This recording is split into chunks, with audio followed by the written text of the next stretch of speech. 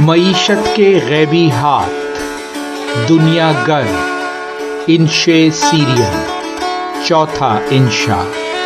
شارق علی۔ Class ختم ہو چکی تھی لیکن ٹیوٹوریل روم میں غیر رسمی گفتگو جاری تھی۔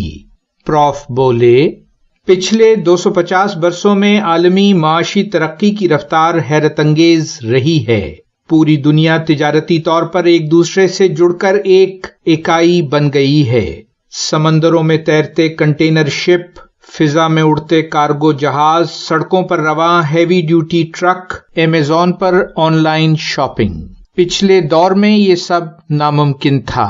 تب کچھ لوگ بے حد امیر تھے لیکن عوام کی اکثریت سطح غربت سے بہت نیچے تھی۔ آج کی یہ خوشحالی فری مارکیٹ اکانومی اور عالمی تجارت کی وجہ سے ہے۔ یہ سب ایک شخص کی سوچ اور خیال سے شروع ہوا تھا۔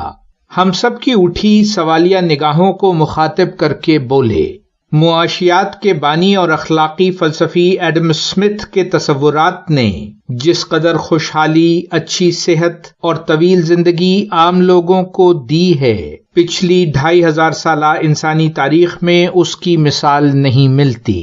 وہ 1723 میں اسکاٹ لینڈ کے قصبے کرک کالڈی میں پیدا ہوا۔ بہت کم عمری میں والد کا انتقال ہو گیا۔ تربیت اس کی ماں مارگریٹ نے کی۔ کبھی کبھار گمسم رہنے اور خود کلامی کرنے والا فلسفے، لاطینی زبان اور ریاضی کا ذہین طالب علم، جو بچپن ہی سے بھرپور مطالعے کا عادی تھا، 14 سال کی عمر میں گلاسگو یونیورسٹی میں داخل ہوا۔ گریجویشن کے بعد آکسفورڈ یونیورسٹی میں اعلیٰ تعلیم حاصل کی اور پھر ایڈنبرا یونیورسٹی میں پروفیسر مقرر ہوا۔ وہیں اس کی ملاقات اس دور کے مشہور فلسفی ڈیوڈ ہیوم سے ہوئی۔ اگلے چند برسوں میں اس نے معاشیات اور فلسفیانہ موضوعات پر ڈیوڈ ہیوم کے ساتھ طویل مباحثوں سے بہت سیکھا۔ پھر وہ عالمی معیشت پر اثر انداز کیوں کر ہوا؟ صوفی نے پوچھا۔ بولے، اپنی 2 کتابوں کے ذریعے سے۔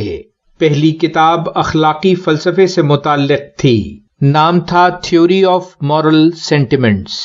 اس کتاب سے شہرت ملی تو اسے ڈیوک آف ایڈنبرا کا اتالیق مقرر کر دیا گیا۔ یوں پورے یورپ میں سفر کرنے اور اس دور کے عظیم دانشوروں، جن میں بینجامن فرینکلن بھی شامل تھا، سے ملنے اور سیکھنے کا موقع ملا۔ پھر اس نے معاشیات اور فلسفے سے متعلق اپنے افکار اور حاصل شدہ دانش کو بنیاد بنا کر 1776 میں اپنی عالمی شہرت یافتہ کتاب ویلتھ آف نیشن لکھی، جو دنیا کی مؤثر ترین کتابوں میں سے ایک ہے۔ یہ کتاب موجودہ دور کی معاشی ترقی کی بنیاد ہے۔ اس میں بیان کردہ تصورات، اصول اور وضاحتیں موجودہ معاشی نظام کو بنیادی ڈھانچہ فراہم کرتی ہیں۔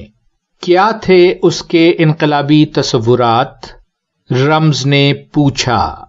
بولے، معاشیات کا بابا آدم فری مارکیٹ اکانومی کے تصور کا بانی ہے، یعنی ایک ایسی آزاد عالمی معیشت جس میں حکومتوں کا کوئی عمل دخل نہ ہو، بلکہ معاشی اصولوں کی بنیاد پر عالمی معیشت میں شامل تمام اقوام اور افراد کو آزادانہ مواقع میسر ہوں اور وہ تجارتی اصول و ضوابط خود طے کریں۔ آج کل زیادہ تر ممالک میں ملا جلا معیشتی نظام نافذ ہے، یعنی کچھ حکومتی کنٹرول اور کچھ فری مارکیٹ اکانومی۔ دیگر تصورات میں سے ایک ہے پیداواری کوششوں کے حوالے سے محنت کی تقسیم کار کا اصول، یعنی اگر کسی بھی پیچیدہ پیداواری عمل کو چھوٹے چھوٹے حصوں میں تقسیم کر لیا جائے اور مختلف افراد صرف ان چھوٹے حصوں میں اپنی محنت اور صلاحیت کو مرکوز رکھیں تو یہ بات پیداواری صلاحیت اور مضبوط معیشت کے لیے فائدہ مند ہوگی۔ اس طرح زیادہ پیداوار اور منافع حاصل ہو سکے گا۔ دوسرا تصور جو آج بھی رائج ہے وہ ہے گراس ڈومیسٹک پروڈکٹ کا اصول، جسے عام طور پر صرف GDP کہا جاتا ہے، یعنی اقوام کی دولت اس کے پاس موجود سونے اور چاندی کی مقدار نہیں، وہ پیداواری اور ماہرانہ صلاحیت ہے جو وہ دنیا کو معاوضے کے عوض بہم پہنچا سکتی ہیں۔ وہ کہتا ہے کہ ہر فرد اپنی صلاحیتوں کو بھرپور انداز میں اخلاقی اصولوں کے مطابق استعمال کرتے ہوئے خود اپنے، خاندان اور معاشرے کے مفاد میں منافع بخش پیداواری مصروفیت کے ذریعے بہتر قومی معیشت میں حصہ دار بن سکتا ہے۔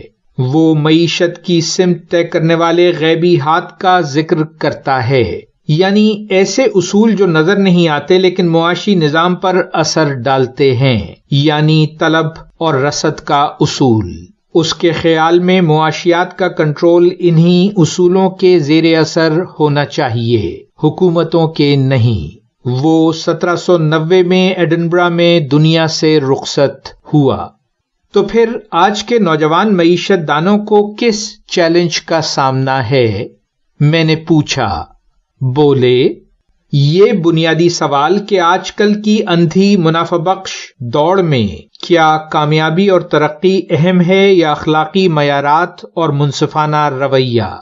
کیا فری مارکیٹ اکانومی اب ایک عذاب بن چکی ہے کیونکہ امیر تر ہو رہا ہے اور مڈل کلاس اور لوور کلاس اپنی اپنی زندگیوں کی جدوجہد میں محصور ہو کر رہ گئے ہیں؟